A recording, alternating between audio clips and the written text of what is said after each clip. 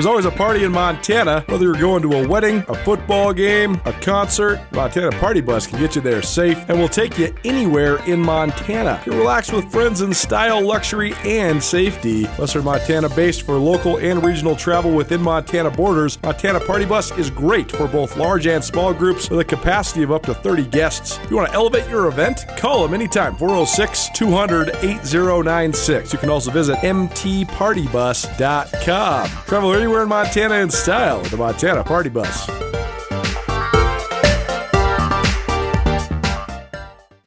All right, good to be back with you here on Monday. Looking forward to this next opportunity, but certainly you do want to address Saturday. You know, much like I talked about post game.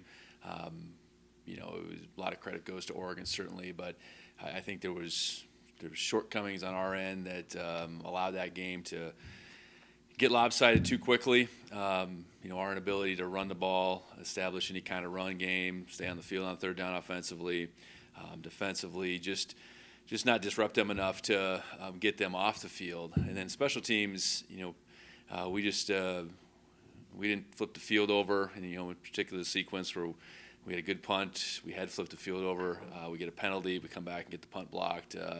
That was a 71-yard change in field position just in that sequence, and the game was 14-0 at that point. So a lot of things to learn from in that game. I thought our guys, you know, stayed in the fight, I suppose. You know, kept going after it. You know, and that's something to build off of. But by and large, it's a game where we didn't ultimately do the things that we had hoped we could do, and it was going to be a real hard task anyways. So then you do a few things that are within your control to allow them, you know, to make plays, get field position, etc. It made for a long day. I know it was the first opportunity for a lot of our guys to be in new roles, and you know that experience will suit them well. You know, it's in some ways it's better to be tested like that right out the gate than to have this missed sense of where you're at by playing a team that isn't quite the quality of Oregon. So, you know, we gotta utilize what we saw in that film. You know, it's not just what happens on a Saturday; it's what happens every day in practice. That, you know, I know we can continue to improve upon just pure fundamentals.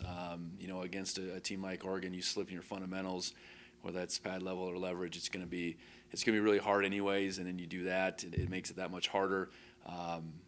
But ultimately, I do think our guys grew out of that day, and we obviously look forward to this next opportunity to come back home and play another excellent opponent in South Dakota State. We certainly have history over the last 4 years playing them 3 times, once here and back in 21, the semifinals, twice over there in Brookings. They've been at the top, beyond obvious, being a 2-time champion, 2-time semifinalist just in these last 4 years alone. They've had a plenty of turnover this past year with Coach Rogers leaving and Coach Jackson coming in, players leaving to some extent, but they return a lot of guys too at the same time that have been in that program. And Coach Jackson having been there, Coach Eisness on the offensive side, Coach Bergstrom on the defensive side having been there, even though they had as much change as they did, I do feel like there's plenty of continuity just with how they've done things, how they've positioned this program to be where it's at, and that's a perennial championship contender. I know offensively, you have one game to look at now versus, you know, taking this big, huge snapshot of last season. It'll be important that we corral Chase Mason. Chase is a senior, has been in that program. This is his first opportunity to be the guy. I remember him back from the recruiting days when I was at Wyoming, recruited him. He went to play baseball initially at Nebraska. Has come back to South Dakota State and you know, commend him for staying there as a backup to Gronowski those couple years. You know, last year he was a guy that was on the field plenty, rushed 46 times for over 460 yards. On Saturday against Sac State, he threw about the amount that he threw last year, though, and he was impressive. He was 17 to 23, just about 200 yards passing. good command. His athleticism certainly showed up in being able to get out and run at times. So first and foremost, he's going to have to be a guy that we corral because he is a dual threat. Julius Loffridge, transfer from Fordham. He's an impressive running back. They've had impressive running backs, all these years, and he's a bigger version of maybe of what they've had. Was real successful. The first day out, his Fordham days, he rushed for over 3,000 yards, rushed for over 150 the other night, and it's a mixture. He can certainly go inside, outside. So those two guys offensively are the guys that you point to. I know receiving-wise, it's a receiving core that's, I think, developing. I think they have some athleticism there. So to look at one game and say it's this guy is going to be the guy, I think they've just been able to really do it with a really solid group over the years, a talented group, and it appears they have that once again. Offensive line-wise, turnover there too for them, but they're two returning starters. They're two tackles, and both those guys are really good players, Christensen and Hagen. Flipping over to defense, I was really impressed with how they played against Sac State, and that's more a compliment to South Dakota State than it is anything else. Whatever the expectations for Sacramento State were, South Dakota State squashed those in a hurry. They held their running game down to almost nothing, and in a game where the score didn't really get away from Sac State. They took the run game away, and ultimately Sac State didn't get to 200 yards. I think they were 2.6 yards per play, put just the 3 points up. So awfully impressive performance on defense. With a bunch of new starters, but a lot of guys that have played for them. You look at their front, one returning starter, but all those guys have played a bunch. They've been really good about playing a ton of guys in their front, and that experience. Shows when you turn to get one returning starter, but all those guys are really capable. I thought their linebackers and safeties, filled really well, tackled really well, and that's been the story when we've played them really, each of the last three times.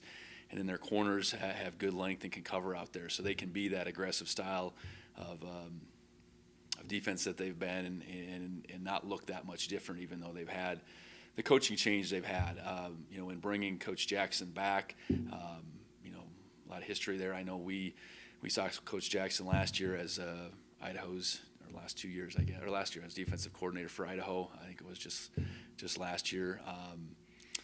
And then, Coach Bergstrom, he was the coordinator back in 21 when we saw them. I know Coach Eisnes on the offensive side. It goes back a little further, but a lot of history there too. So, really experienced staff. They're going to be well coached, and, so a lot of respect for what they're going to be capable of, and, really looking for the opportunity to play at home. Gold Rush is always, a scene. It's an event, and beyond that, this is going to be a tremendous game. So, excited about that, and with that, I'll open up for questions. How much do you think a game like this can kind of set the tone for the rest of the season, if at all? Well, it's the next one up, and one game against Oregon wasn't going to make us no different than if we play well in this game. That's not going to guarantee anything, but it's got we got to right the ship, I think, for sure, and no better opportunity than to be back home and to be playing against a really good opponent to really sort out who we are, because it's our hope that that performance at Oregon is not who we are. Regardless of how well Oregon's going to do, we need to be better than that. So that's the charge this weekend. We got to play better and set the tone, right the ship, whatever you want to say. What the inability to run on Saturday? How much is that due to their front or other factors?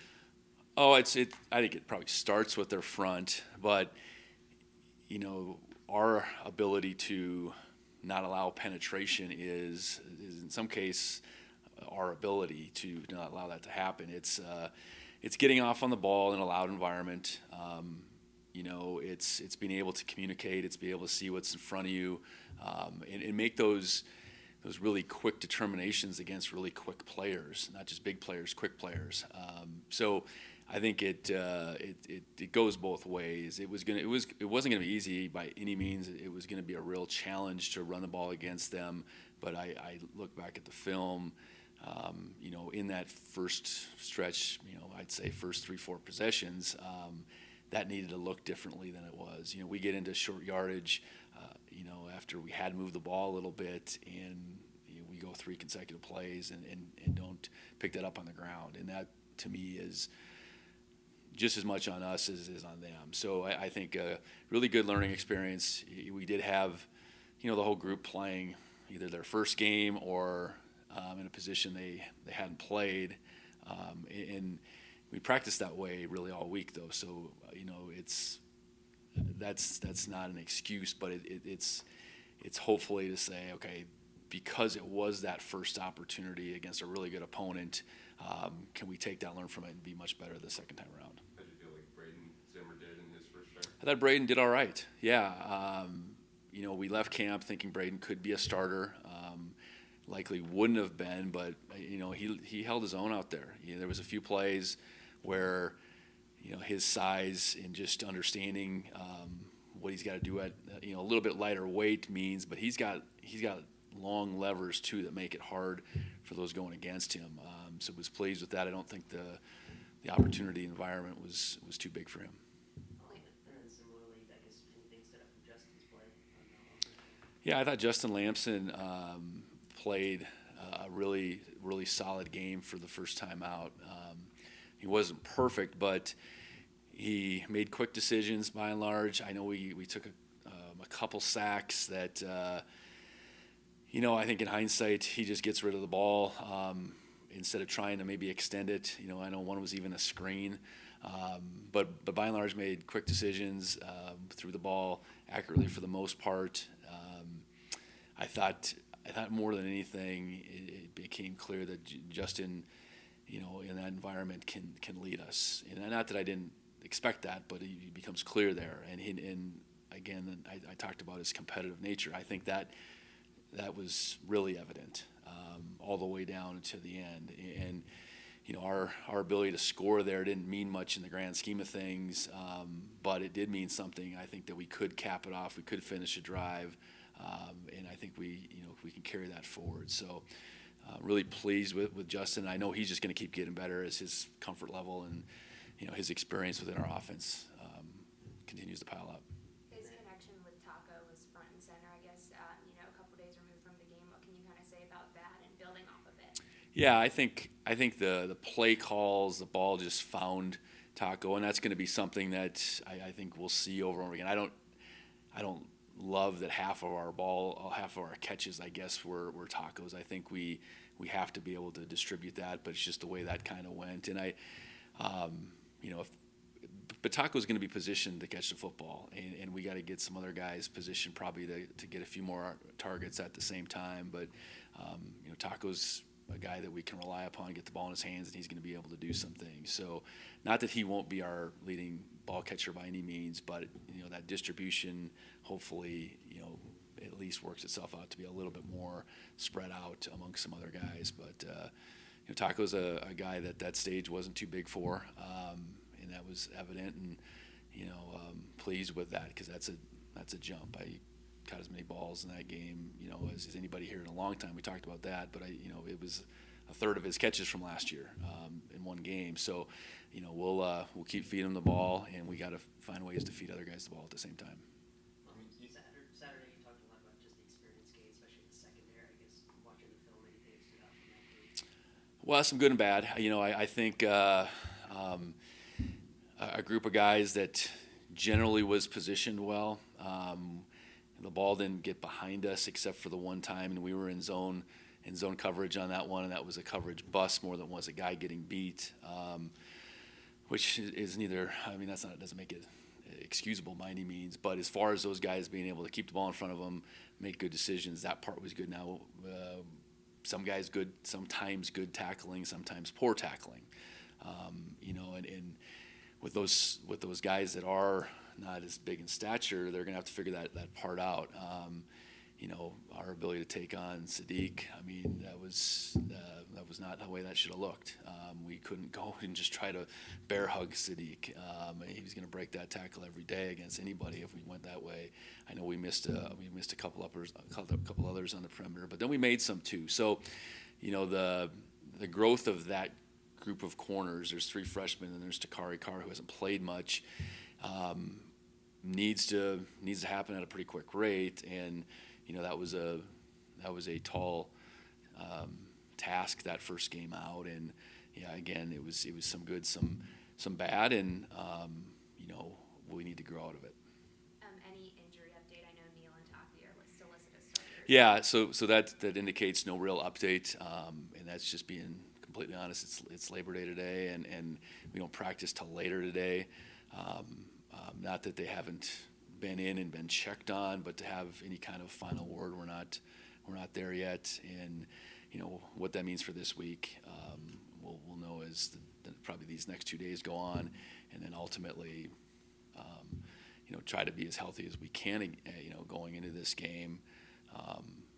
But those two obviously missed a chunk of that game, and it did force some other guys to get some action, and that's just the way a season will play out, and our team needs to be built for that. So we will see on those two. Otherwise, I talked a little bit about Burke. He'll be out there today, and we'll see where we can get with him as the week goes on. You talked about the Gold Rush atmosphere, just the benefit of this game at home with the crowd like you guys have. Well, anytime you can play in front of your own fans, there's a benefit, especially the environment that we do have here at Montana State. And what that means for our guys is something. It certainly is when you have, a 22,000 plus, stadium behind you, and then also what it can mean for your opponent too. And going into Autzen, I think we handle that okay, but it definitely has an effect on you, and that's what we hope Bobcat Stadium does on South Dakota State. Anybody else that comes in here makes it hard for that offense to function the way it would at home. I guess that's the biggest thing. And then on the flip side, our offense doesn't have to deal with some of the things that we did last week. So, it has to be a factor for us, and I know we can't wait to get out there on Saturday night. Join Town Pump's Pump It Up Rewards Plus program and never pay full price for fuel again. Save 5 cents on every gallon every day at any Town Pump across Montana. Plus, earn and redeem points on your favorite in-store items to get free stuff with our clubs. Stop in and pick up a rewards card. Download the Pump It Up Rewards Plus app today. Or visit townpump.com/rewards to register and start saving. Town Pump. Right down the road. Pump it up. Oh, yeah. With Dan Jackson facing his defense 2 times last year. Yeah. I know you overlapped in South Dakota State, but he wasn't in big of a role then when you were at NDSU. But how much does that experience with him in the past help going into this one? Yeah, I think you gotta, coming into this year, you gotta look and say, okay, what are they gonna be? This is Dan's first time becoming a head coach. Obviously, he hires 2 guys that have a lot of experience. Both have been head coaches, both have been coordinators, and you're trying to sort out what are they going to do. And then we got a game on top of that. So I think what they were doing at Idaho with Coach Eck was an extension of that experience at South Dakota State. What Coach Bergstrom was doing at his stop at Winona State, same thing. So it all kind of comes back to South Dakota State and what those guys were a part of with Coach Stiglmeyer as they became, coordinators, and now they, all 3 of them, Coach Eisnes as well was a head coach for a stretch. So I think the experience, what I take from that is Coach Jackson knows us better than if he hadn't been at Idaho. Because he hadn't been at South Dakota State through these last 3 times we played them, but because he's played us on the other side at Idaho, I think he's got a good sense for who we are, certainly a good sense for the environment here in this stadium, and I know in how he structured his staff at the same time, it's evident that becoming a continuation of what South Dakota State has been is the primary deal, and I'm certain that's why he was the primary target when they made the hire. Is let's keep this thing going. It moved from Coach Stiglmeyer to Coach Rogers and didn't change a whole lot, and now it's moved to the next guy, even though Coach Rogers left with everybody essentially. How do we continue this on? Because it's been such an established program over a long period of time. Let's bring guys back that have been part of that. So I think, going back to why, his last year at Idaho against us, he knows our personnel inside and out, that we played in those games. He knows this environment, and he's not certainly coming in this blind. The previous games against South Dakota State, how motivated are you and the other guys who were there for those 2 losses, and then how much you draw on the 2021 win here? Well, I think you're just motivated to compete against one of the best programs in the country, I think, period. And, that game back in 23, we left a lot to be desired that day. But that's a ways ago. You look out on that, offensively, not a lot of guys that played that day are playing for us. Defensively, a few more guys that were part of that game. So, and I think you look on their team, it's similar. So I think there's just a lot of respect. I think we understand fully the opportunity that's in front of us. And this won't make us or break us, but it'll set us in a different course than that first game did, for sure, for us. And ultimately these games matter a lot in the grand scheme of things. When the dust settles at the end of the season, that's a long ways down the road. But these opportunities to play, a top flight team in the non-conference don't come about every weekend. So this is one for us, and we got to make the most of it. Coach, how much of Justin not using his legs as much was the new scheme or being down early? We didn't run a lot of offense. I know that.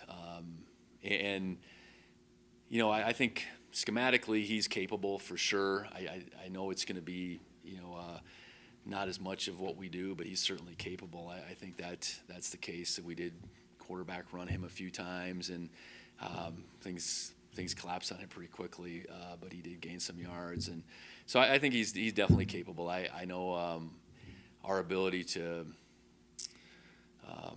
throw the football in those run-pass types of situations, it was a little more prominent than it had maybe been with Tommy, less kind of run option type of stuff. So, that's just one game. I know the score got away from us pretty quickly, and we were just trying to do everything we could to move the ball. So, we'll see how that continues to play out. But he's definitely capable of running the football. To answer the question, I think first and foremost, and then how much we choose to run them, I think will be dictated in large part by what the defenses give us. I know it's only one game, but anything you could glean from South Dakota State's offense against SAC in terms of similarities or differences with Mason instead of Gronowski?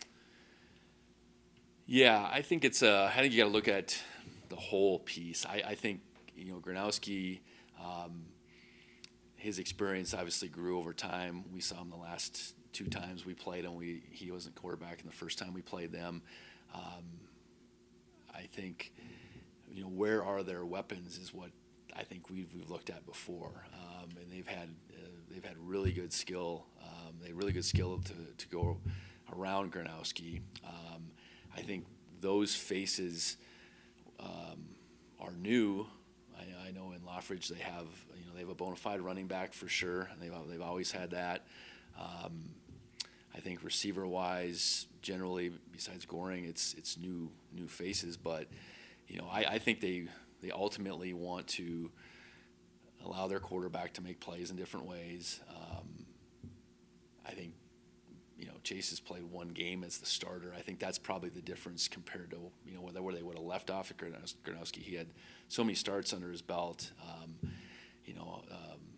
After when you get to these last couple of years, so I'm guessing that building off of that is the biggest thing that will probably they want to accelerate as fast as they can, because this is a one-shot deal with Mason as a senior this year. So I think and I think Coach Eidsness has his own stamp on it too. It's been a while since Eric's been at South Dakota State.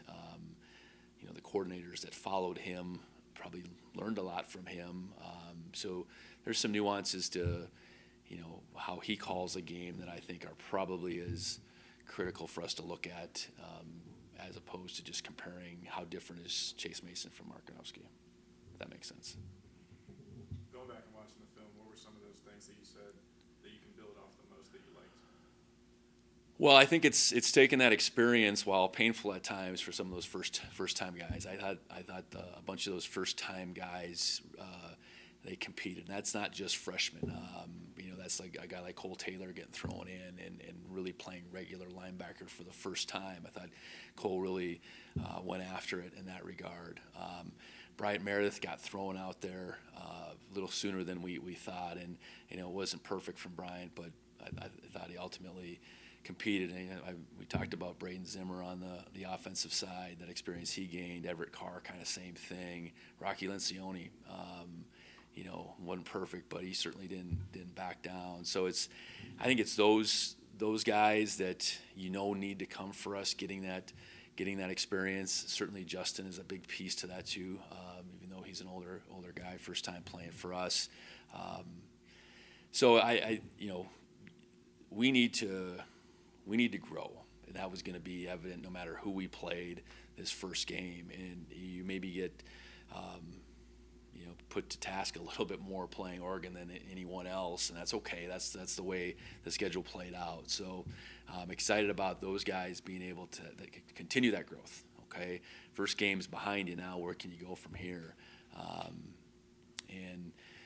I still think we have a ways to go, but that game 1 to game 2 improvements I always talked about.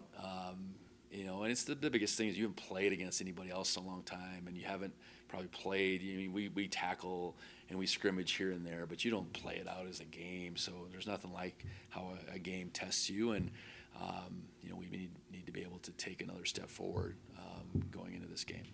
Coulter, do you have anything? Gotcha. South Dakota State Montana State was best in the FCS for the last however long, 5, 6, 7 years. So why do you think that is? Why do you think both programs have been able to sort of maintain their level amongst the 3 or 4 best teams in the country for the last 5 or 6 years? Well, I think we're positioned, the both of us, in places where people really care about FCS football, really support it. I think that in itself creates expectations, which then in turn come along with resources that you should be able to, live up to those expectations, I guess. I know for them, their level of continuity going back to when I played, that's a long time ago. Coach Stiegelmeier was a head coach when I played, so he was there forever. These guys that have coached under him, so many of them, and not just these last 2 head coaches, but so many of those coaches, the coordinators, the guys that they've played there, they've had this continuous program going back a long time. That's almost 30 years. To put that in context a little bit, that's a long time, and they've just continued to build. And I think through that build, especially the last 15 years, expectations have risen, but their resources have too, and how they see themselves as a program has changed dramatically. I'd say the last 15 years compared to maybe where it was 25 years ago when I first started coaching. And I like to think on our side of things, our expectations, our resources, while we haven't had that same relative maybe coaching continuity, I think we've had plenty of continuity in different ways. And if that's even looking at our president being here for 15 years, our athletic director going on 10 years, I think that part matters. I think it's, again, 2 places where football, FCS football matters. I think we've chose to do things the right way, and I think they have too, as far as just developing. And that's not easy, especially now in these days, at this day and age, to choose that route. But you look at their roster, a lot's made of how much they lost, and they brought some guys in, but it's the guys that have been in that program that stand out to me as I watch them. Not guys that have started necessarily, but have played, and now you're like, okay, where'd that guy come from? What number was he last year? They have a bunch of those guys. You maybe assume they come from someplace else, but they've been in the program, and they're sophomores and juniors now. And that's the way we've chose to do it too. So I think there's something to that that's similar between the 2 programs as well. So let's start with, how would you characterize the real estate market currently in both Missoula and Western Montana? Well, currently in Missoula, we've seen a rise in inventory and buyer activity slow down a little bit. So it's turning more into a buyer's market, more than I've probably ever seen in the last 10 years or so. So what does that mean, a buyer's market? How would you define that? A buyer's market is really just means that there's more homes for sale than there are buyer demand. So buyers have choices, especially in negotiations. And that means less leverage for somebody that's selling their house, more leverage for somebody that's tried to buy a house, correct? Correct. More leverage for buyers. Okay, so if you are a buyer and you hire you as your realtor, how do you go about then sort of taking advantage of that said advantage? Well, right now you have the upper hand in negotiations, right? And first we start with the CMA and get a value and see where that price falls in, or where the value is for the buyers. And then there's other things that we can negotiate, such as like seller concessions to help buy down the interest rate or give you a temporary break or relief on an interest rate to help with that monthly payment. So if you want to find out about that and other listings that you have, how do they find them? Best way is just get a hold of me by phone, 406-544-9794. Big Sky Breakdown, proudly presented by the Bobcat Collective at Montana State. The Bobcat Collective is the NIL collective that serves Montana State University student athletes. The collective has partnered with Montana State to connect fans, alumni, businesses, and local nonprofits with Montana State student athletes. Opportunities through the collective allow student athletes to earn compensation while serving the greater Montana State University community. Sign up now for memberships and enjoy automatic entry into raffles for free tickets while supporting the bright minds at Montana State. They have multiple different membership tiers, and you can also be a one-time supporter, and you can also business partner or corporate supporter. Visit bobcatcollective.com for more. Jimmy Rogers' defense looked a lot like Coach Stig's defense. I know it's only one game of sample size, but is Dan Jackson's defense similar, or how much different are they defensively than the last couple? I would say one game it looked pretty similar. Sound, attack style, aggressive. Going to make things hard on you running the football. It wasn't that Sac State didn't try. And Dan was a defensive assistant. Berge was a defense assistant, was co-coordinator with Jimmy. Jimmy became head coach. He still has hands in the defense. So, I really see this is South Dakota State's defense more than it is Dan's defense, Jimmy's defense. This is South Dakota State's defense, and it looked very similar. You mentioned Mason, but he seems similar to Gronowski a little bit, but also way different in certain ways too.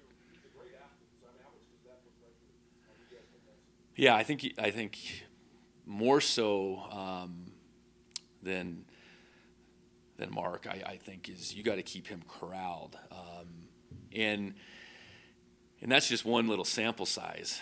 He only threw the ball 26 times last year, so really he wasn't really playing quarterback there. He was coming in and he rushed the ball 46 times, like I said, and was highly productive on that end of things. But this is his first game playing quarterback, and I'm sure Coach Eisnes is trying to play to his talents the best he can and make it his own, I guess. But he's a big, impressive looking dude. He can really sling it, and he's fast. If they got him listed at 240, he's big and strong. And I think what they can do in the run game with his physicality, I think is a little bit different than what they're able to do with Gronowski now. The lengths at which they could go in the passing game with Gronowski's just experience, I think, was maybe a little bit different. But it's not that Chase Mason has the ability to throw it all over the yard.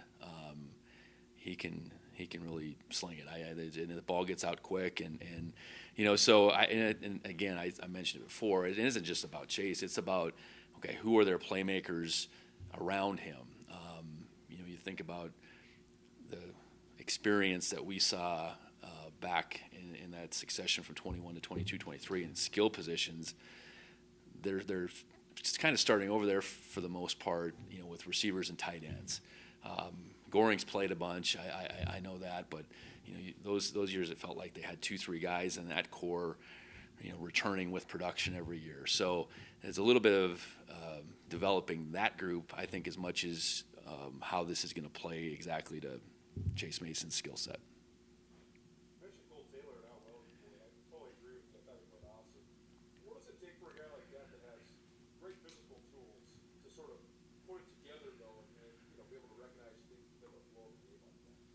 It's reps and reps and reps and reps and reps. Because Cole didn't play any defense in high school, so we knew it was going to maybe be a 2-year project. And I think enough so, like out of last fall, we were okay. This spring, it either is going to work for Cole, or we might have to maybe put him at defensive end or something like that, because we got to get him on the field. He was a really good special teams player last year, and he needed to be able to take that step defensively. And I think spring ball, and having gone through spring ball for a second time, and I think his confidence in how it's supposed to play out,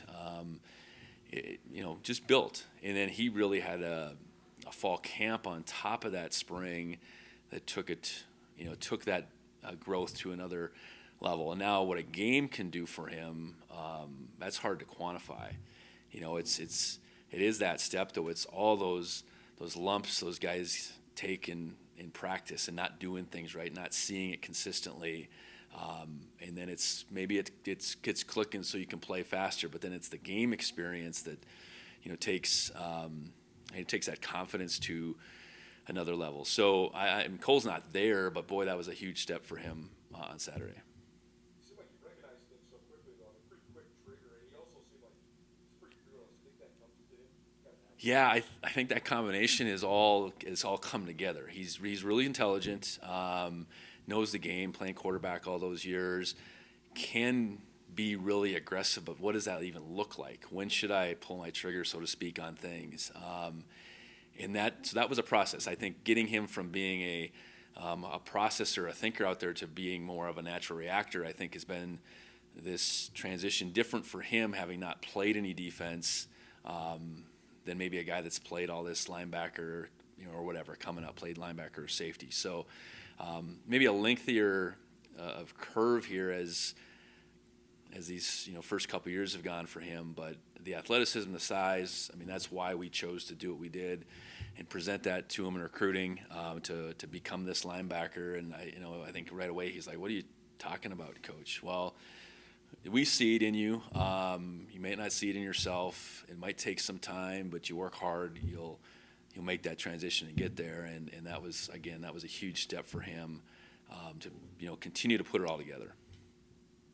Also, writing something about Tate Dowler this week. Coach I was talking about how they had a conversation of Dowler sort of staying in it as a leader even when he was out. And that seemed like he really kept it in with the team, and obviously paid off now being the captain this year. So can you just tell me about that a little bit? Yeah, I think first and foremost, just the example. I think it was perfectly clear to anybody on this team and this organization that Caden is doing everything he can to put himself back in position. And I even know that transition for Caden, whatever it would have been, end of September last year, that is not easy. It wasn't the first time he'd been injured. Am I going to go through this all again? And he flipped that switch pretty quickly, and maybe because he had been through it before, he knew he could get on the other side. But I think that example, through last fall, and I'm certain his connection with his twin brother and staying in, those two are so close that's this natural draw for him back to the group, back to the the core of this team. But it's also, they're different personalities at the same time, and I think Caden, in the off season in particular, you could tell made another jump just to get out in front a little bit more, and that's what he is. I know coming out of West, I don't think any of this personality, this leadership would have surprised his coaches there. And unfortunately, there's just been the injury bumps in the road for him, and but his ability to persevere, his work habits, his no nonsense approach, but his also this ability to be this great teammate, is why a guy like him who hasn't played a ton is elected a captain. He and Taco, you said they're so close. Some twins have like this crazy sibling rivalry. They seem like they are just one of the sort of lockstep. Is that something complicated?